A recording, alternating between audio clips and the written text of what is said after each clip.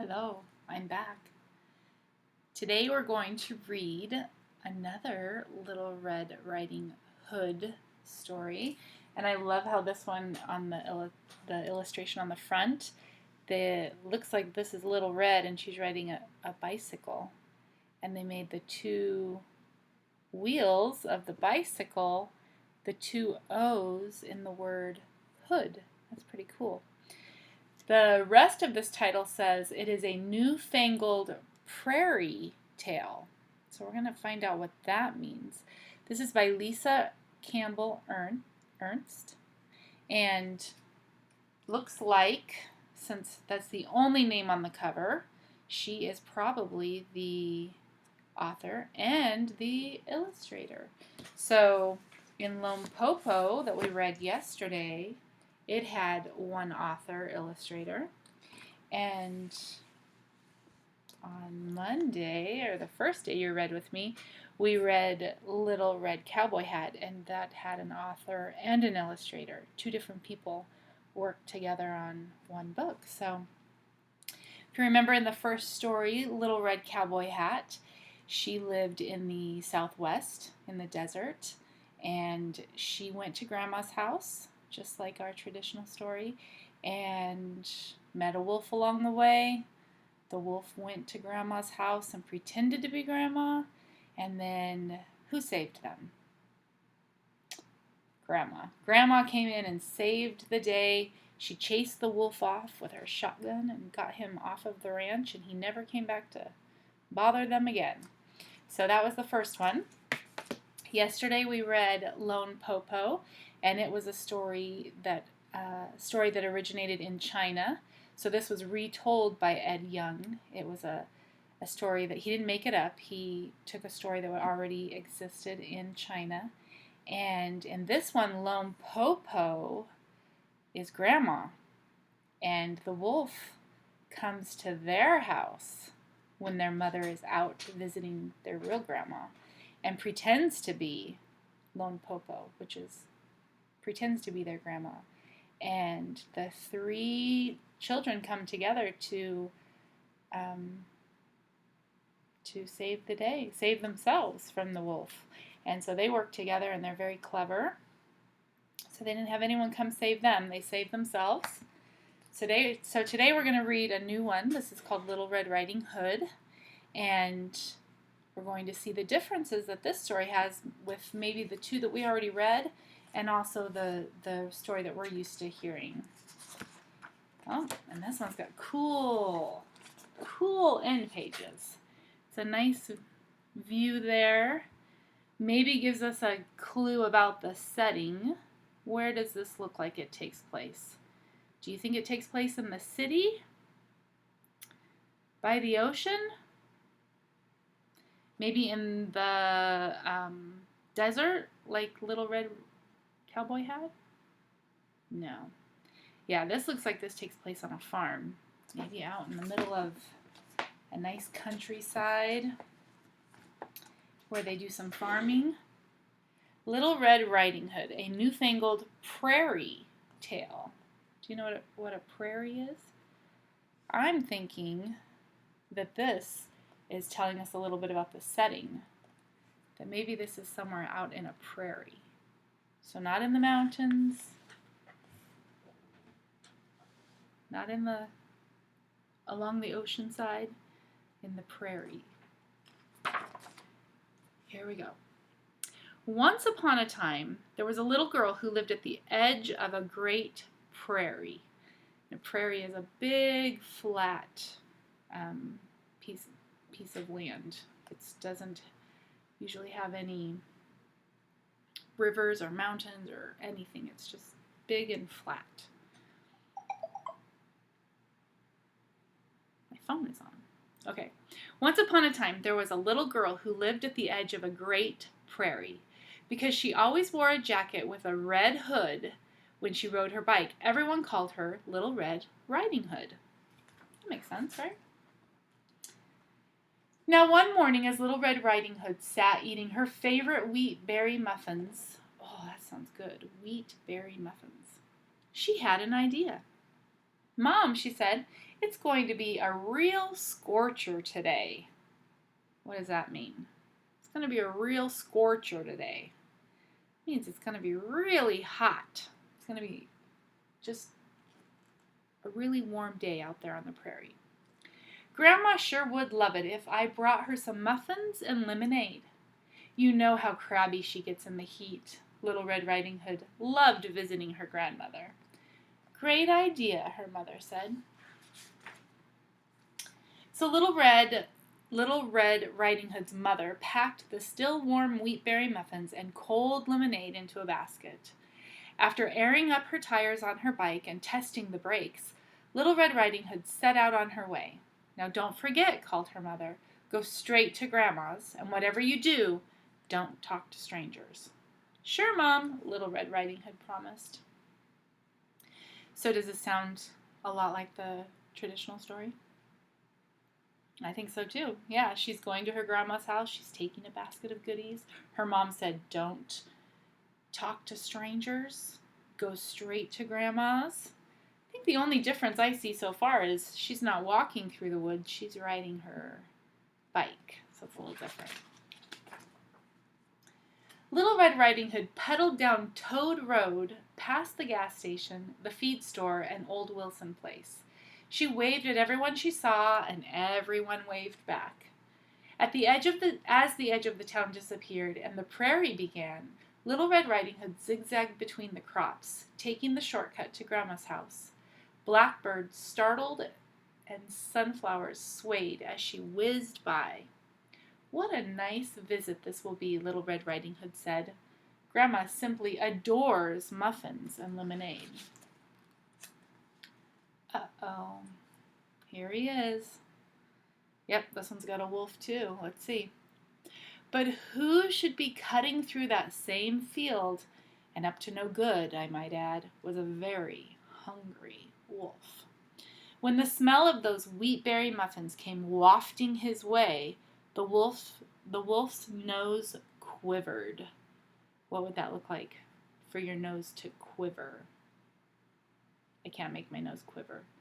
It's like when you smell something really good, and your nose moves up and down a little bit. His nose quivered. Now I lost my spot. "Gazooks," he whispered. Oh, he whispered it. "Gazooks," he whispered. "What is that scrumptious smell?" The wolf rushed towards the heavenly odor. "Whatever it is, I must have it," he growled. With one giant leap, the wolf landed right in front of Little Red. "Aha!" he roared. Little Red Riding Hood slammed on her brakes. "Hey! Be careful!" she shouted. You could get hurt surprising someone like that." The wolf chuckled at the warning. "What's in the basket, dearie?" he asked with a wide-toothed grin. Everybody give me a wide-toothed grin. Grin really wide so we can see all your teeth. "Muffins and lemonade," Little Red Riding Hood said slowly, "for my grandmother." "But such a tantalizing smell," the wolf drooled. "They must be very special muffins." "Oh, they are," Little Red Riding Hood said proudly. "They're my grandma's secret recipe, and they always take first prize at the fair." The wolf licked his lips. "She must be a dear, sweet woman," he crooned. "Do you have very far to travel?" "Oh, no," Little Red answered. "Just over that ridge, this side of Turkey Creek." The wolf smirked, his mouth curling up at the corners. "How fortunate." What does fortunate mean? I'm so lucky. That's very fortunate, very lucky. "I have to go," Little Red Riding Hood said quickly. "Grandma is waiting." The wolf slyly turned to the opposite direction and pointed. "Ooh," he gasped, "what beautiful flowers. Such a dear, sweet grandmother surely deserves some of those." Little Red Riding Hood nodded. "Gee, you're right," she said, jumping off her bike. "Grandma does love flowers. Do you think she'd like these white ones too?" But the whistle of the prairie wind was the only response. The wolf was gone. In our original story, does Little Red stop to pick some flowers too? Yeah. So it's lots of similarities with this story. Of course, the wicked wolf had a dastardly plan. Hardy har har, he laughed wildly as he raced through the wheat. The wicked wolf had a dastardly plan. What do you think dastardly means? It's a big word.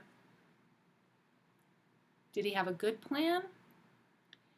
Or did he have an evil plan?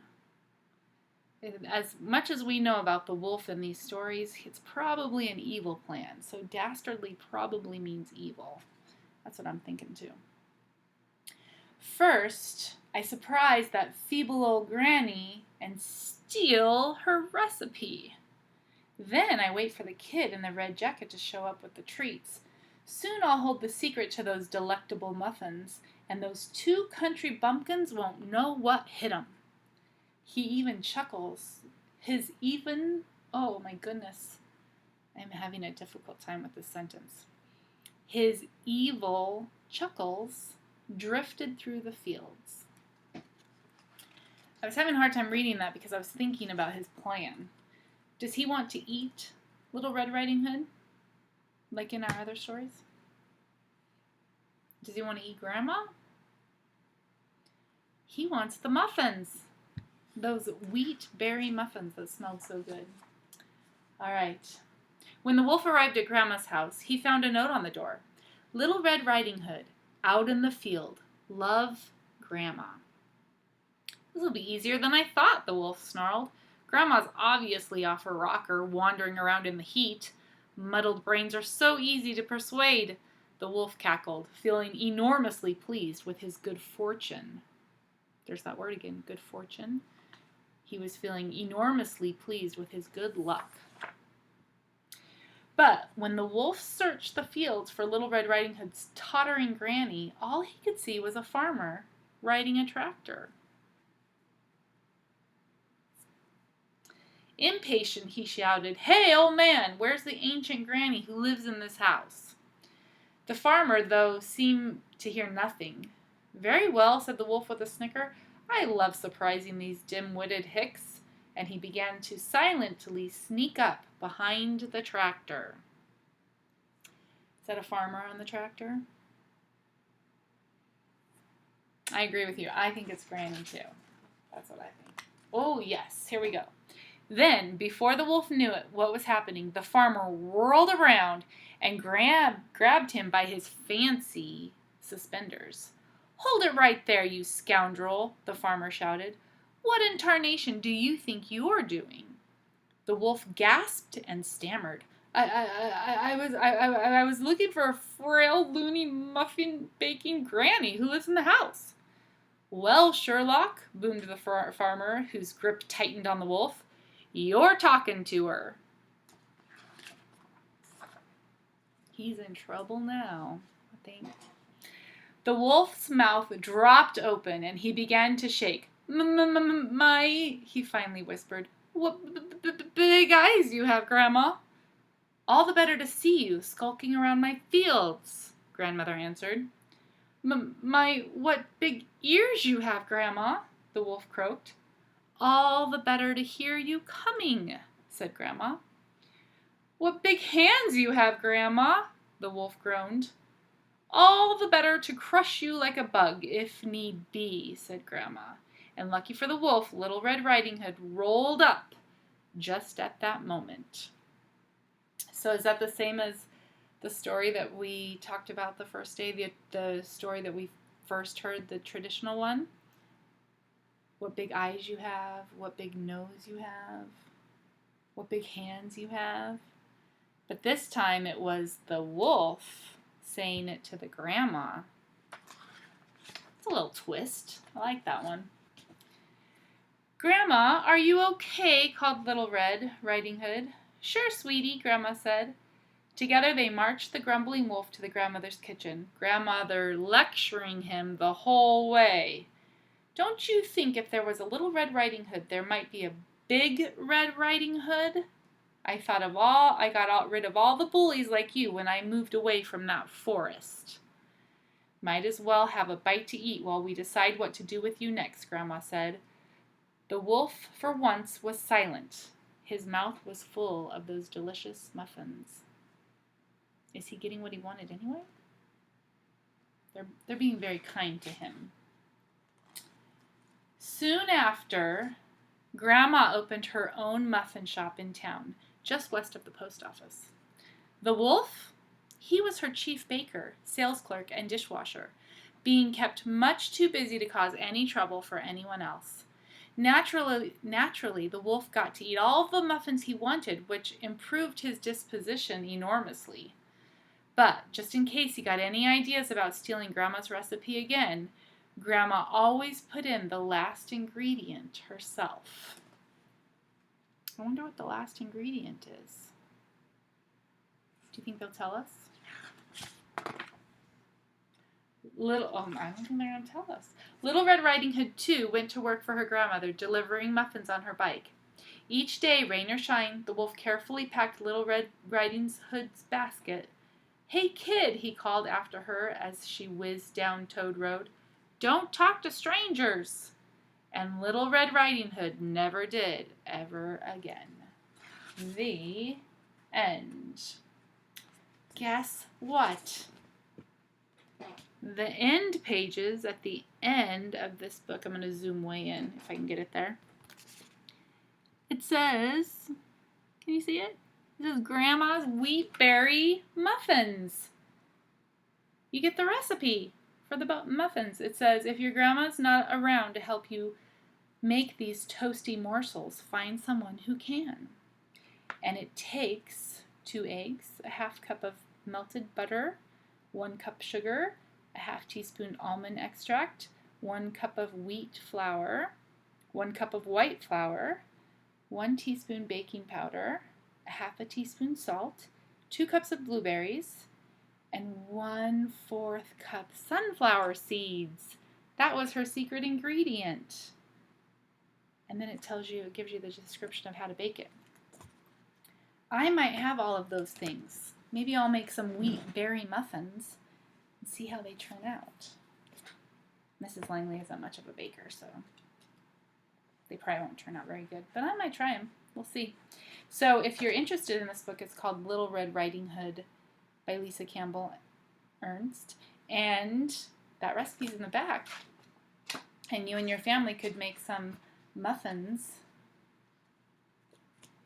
as a fun little treat after the book. That's a good idea. I like that one. All right, so this was different because Little Red and Grandma had it all figured out way before the wolf did, didn't they? And they kind of taught him a lesson. And the wolf was different because he wasn't after Little Red or Grandma. All he wanted was, the muffin recipe. So it's a nice little twist on a story that we've heard before. Okay, tomorrow, if you listen to any of my Cinderella stories, you know that sometimes I struggle with some of the words in a story. And I try the best I can, and that's all you can do, right? Is try your best. And tomorrow we're going to read Petite Rouge. This is a Cajun Red Riding story, and this one I can promise you is going to be hard for me. So I'm going to practice it tonight so I can make sure that I can at least read some of the words and not jumble them up, because there's just like our French-inspired Cinderella story, this has a lot of words that are in French. So I'll have to practice those tonight. There's even a little glossary of terms. So it gives me a practice page so I can practice those tonight. So come back tomorrow and we will read a Cajun Red Riding Hood story. Okay, see you tomorrow.